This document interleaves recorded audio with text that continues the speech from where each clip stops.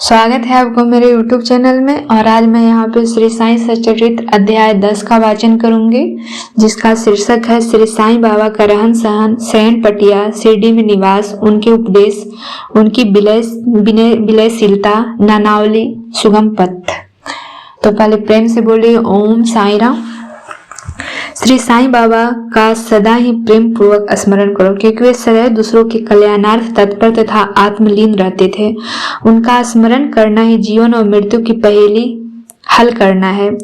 साधनाओं में अति श्रेष्ठ और सरल साधना है, क्योंकि इसमें कोई द्रव्य व्यय नहीं होता, केवल मामूली परिश्रम से ही भविष्य नितांत फलदायक होता है। जब तक इंद्रियां बलिष्ठ हैं, क्षण क्षण इस साधना को आचरण में लाना चाहिए। केवल गुरु ही ईश्वर हैं, हमें उनके ही पवित्र चरण कमलों में श्रद्धा रखनी चाहिए। वे तो हर इंसान के भाग्य विधाता और प्रेममय प्रभु हैं। जो अनन्य भाव से उनकी सेवा करेंगे, वे भवसागर से निश्चय ही मुक्ति को प्राप्त होंगे।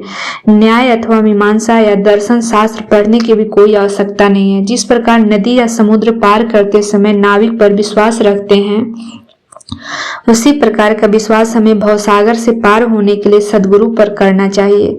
सद्गुरु तो केवल भक्तों के भक्ति भाव की ओर ही अग्रसर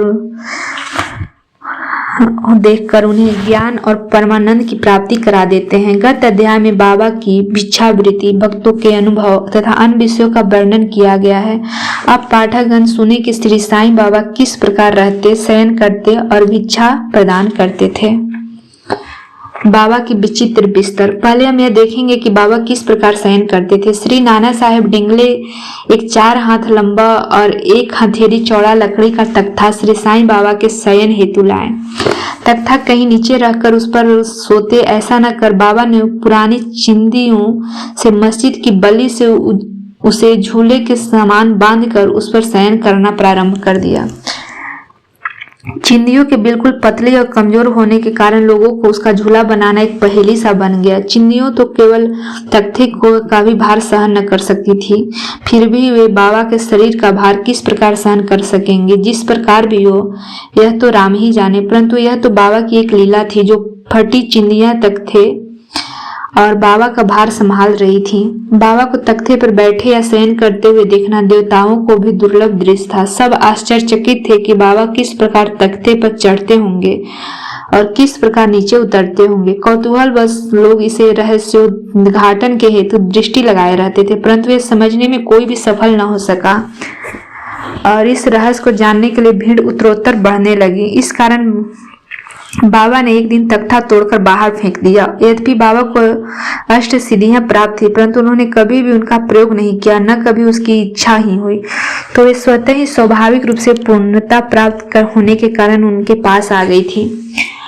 ब्रह्मा का शगुन अवतार। ब्रह्म दृष्टि से श्री साईं बाबा 3.5 हाथ लंबे एक साधारण पुरुष थे, फिर भी प्रत्येक के हृदय में वे विराजमान थे। अंदर से वे आसक्ति रहित और स्थिर थे, परंतु बाहर से जन कल्याण के लिए सदैव चिंतित रहते थे।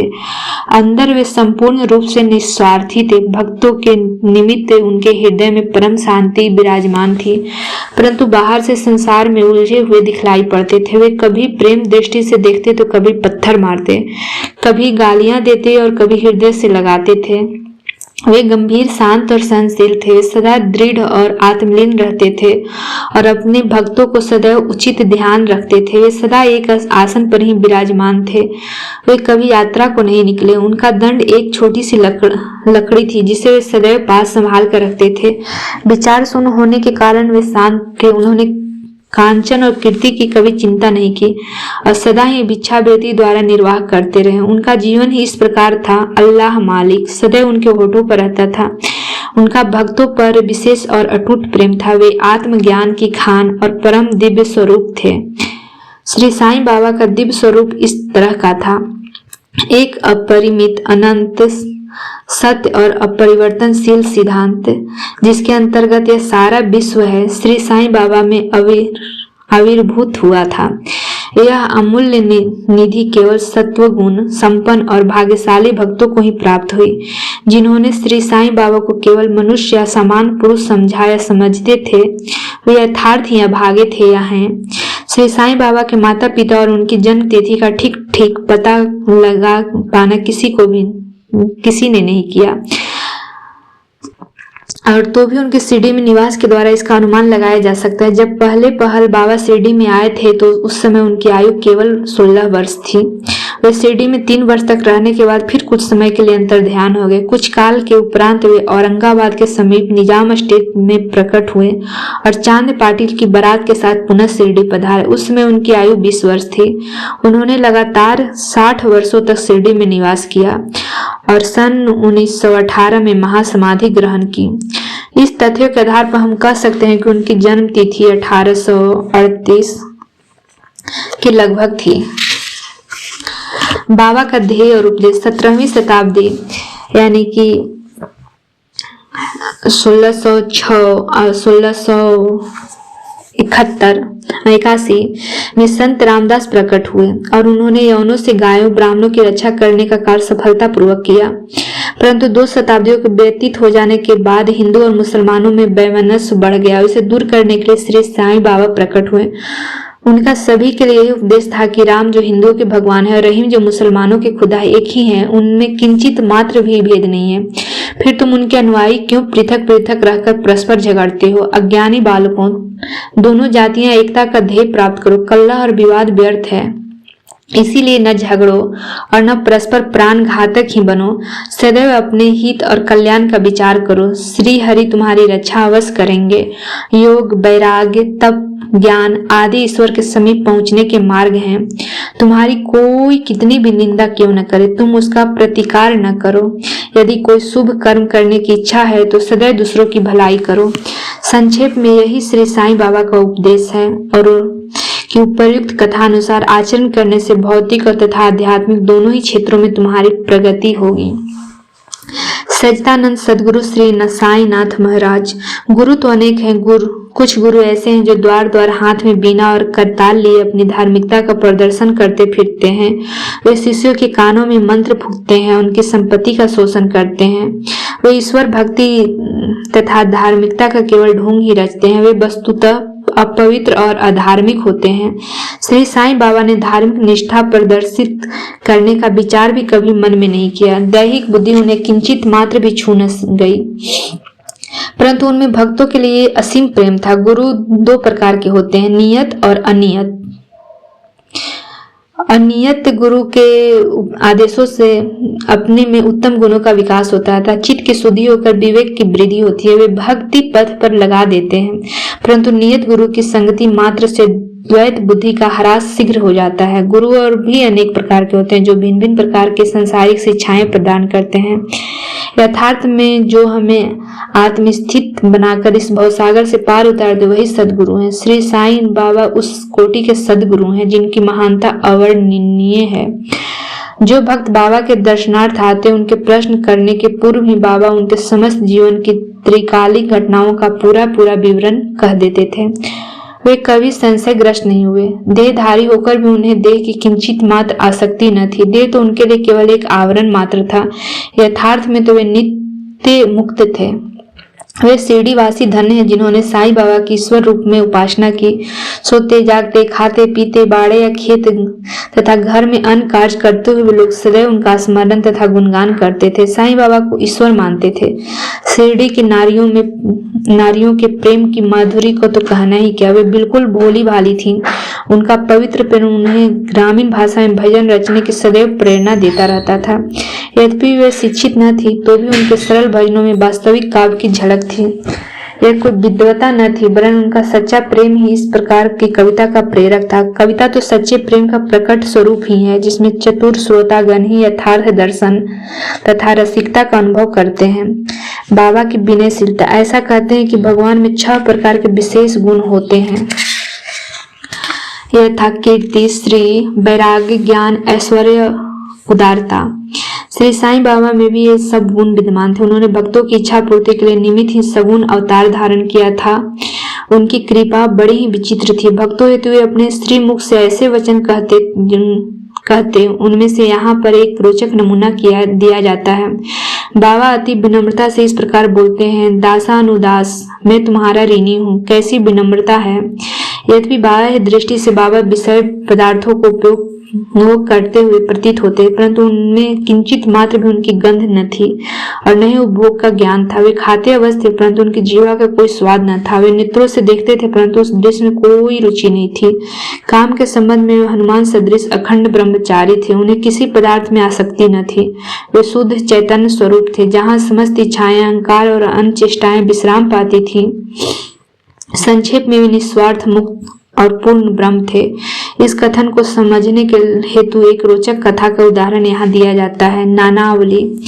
शिरडी में नानावली नाम की एक विचित्र अनोखा व्यक्ति था। वह बाबा के सब कार्यों की देखभाल किया करता था। एक समय जब बाबा गद्दी पर विराजमान थे, वह उनके पास पहुंचा। वह स्वयं ही गद्दी पर बैठना चाहता था, इसलिए उसने बाबा को वहां से हटने को कहा। बाबा ने तुरंत गद्दी छोड़ दिया। तब नानावली वहां विराजमान हो गया। थोड़े समय वहां बैठकर वह उठा और बाबा को अपना स्थान ग्रहण करने को कहा। बाबा पुनः आसन पर बैठ गए। देखकर नानावली उनके चरणों पर गिर पड़ा। इस प्रकार अनायास ही आज्ञा दिए जाने और वहां से उठाए जाने के कारण बाबा ने किंचित मात्र भी अप्रसन्नता की झलक न थी।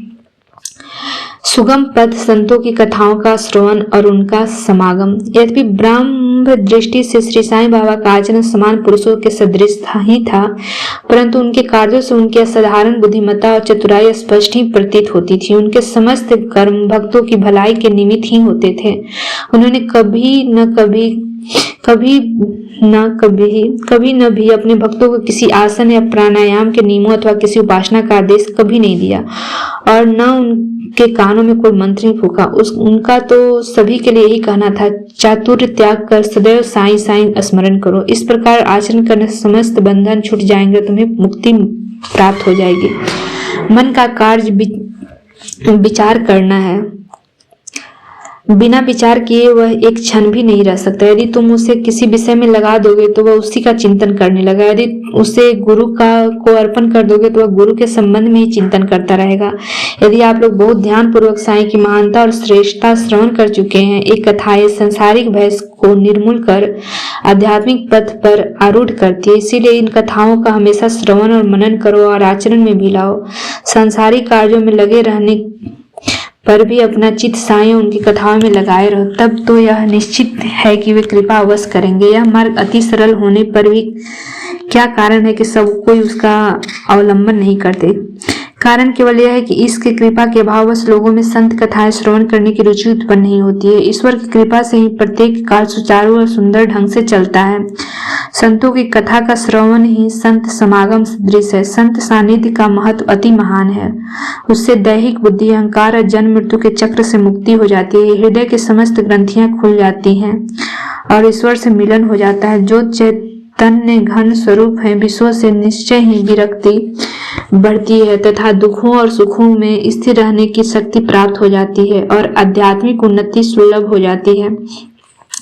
यदि तुम कोई साधन जैसे नाम स्मरण, पूजन या भक्ति इत्यादि नहीं करते, परंतु अनन्य भाव से केवल संतों के ही शरणागत हो जाओ, तो ये तुम्हें आसानी से भवसागर के पार उतार देंगे। इसी कार्य के निमित्त ही संत विश्व में प्रकट होते हैं।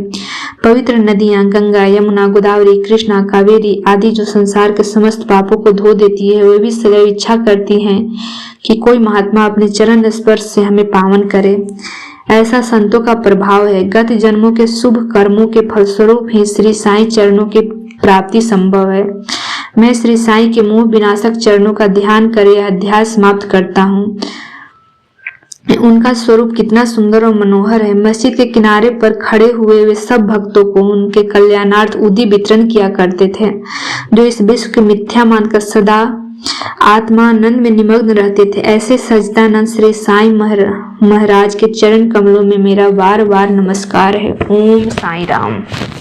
अगर वीडियो पसंद आ रही हो तो लाइक, शेयर एंड सब्सक्राइब करना ना भूलें और कमेंट में एक बार प्रेम से ओम साईं राम जरूर लिखें।